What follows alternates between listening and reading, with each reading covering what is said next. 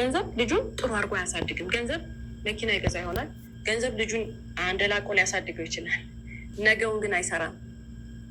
መልክ አንድ ሴት የሚያምር ወንድ፣ አንድ ወንድም የምታምር ሴት ይዞ ሰው ፊት ደስ ሊለው ይችላል። ለራሱም ሲያያት ለራሷም ስታየው ደስ ልትለው ትችላለች። መልክ ግን ልጅ አያሳድግም። የሰውነት ቅርጽ ልጅ አያሳድግም።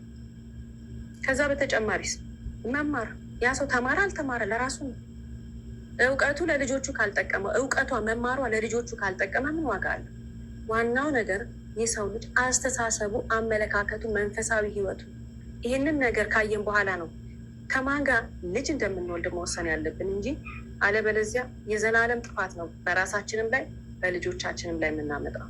ሰው ስህተት ይሰራል። አንዳንዴ ስህተት እንሰራለን አይደል?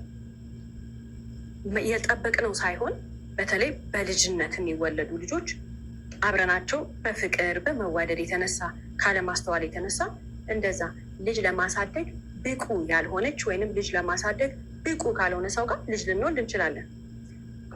ውሳኔያችን ምን መሆን መቻል አለብን? ቆራ